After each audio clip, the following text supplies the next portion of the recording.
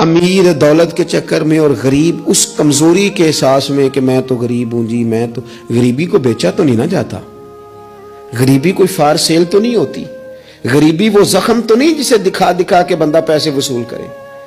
آپ اپنی غریبی کو بھی کیا سیل کریں گے؟ اپنے آنسو بھی بیچیں گے کہ میں چونکہ کمزور ہوں تو لہذا فٹافٹ میری بولی لگا دی جائے۔ لا یسألون الناس الحافا، قرآن کہتے ہیں انہیں بڑی بھی ضرورت ہو تو پھر بھی لپٹ لپٹ کے سوال نہیں کرتے، ان کی سوچیں بڑی ہوتی ہیں۔ وہ کہتے ہیں بندے کیا دے سکتے ہیں، سیٹھ کیا دے سکتے ہیں، نواب کیا دے سکتے ہیں، اللہ رسول سے مانگیں گے۔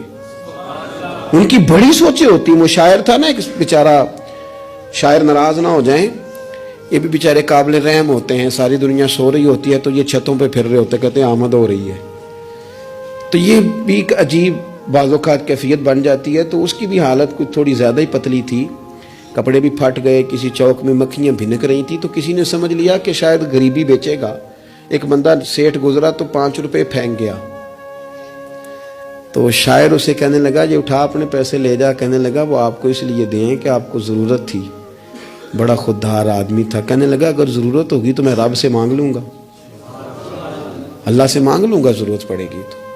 یہ آرزوئے کرم اور میں آپ سے کروں، یہ آرزوئے کرم اور میں آپ سے کروں، یہ بھیک اس کو دی دی ہے جس کا خدا نہ ہو، میں مانگ لوں گا اللہ رسول مجھے دیتے ہیں۔ خودداری، عزت نفس، بڑی سوچ، بلند افکار، یہ ذات کا جو چنگل ہے نا، اس سے اپنے آپ کو آزاد کیا جائے۔ میری بات بن جائے، مجھے کو چودھری مان جائے، مجھے کو بڑا مان جائے، کسی کو پتہ چل جائے تعلق ہے، کسی کو پتہ چل جائے فلانے کا نام آتا ہے، کسی کو میں بھئی آپ کمزور ہو جائیں گے، آپ تو بھیک اور خیرات مانگنے لگیں گے عزت کی۔ آپ کس چکر میں پڑ گئے؟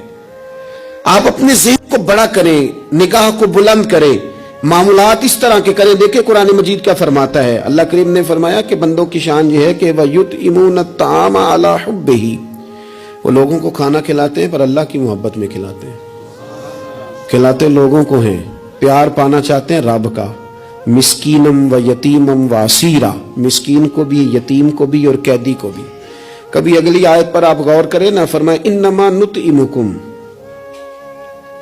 بے شک وہ کھانا کھلاتے ہیں لوجہ اللہ، اللہ کی رضا کے لیے، لا نرید منکم، اور وہ نہیں چاہتے جزاء ولا شکورا، نہ وہ کوئی جزا مانگتے ہیں اور نہ ان کا دل کرتا ہے کہ ان کا شکریہ ہی ادا کرے، شکریہ کے لفظوں کا تکلف بھی نہیں چاہتے، ولا شکورا، شکریہ کے جملے بھی کوئی بولے انہیں پسند کیوں؟ اس لیے کہ انما نطعمکم لوجہ اللہ، کیونکہ کھلایا جو اللہ کے لیے ہے۔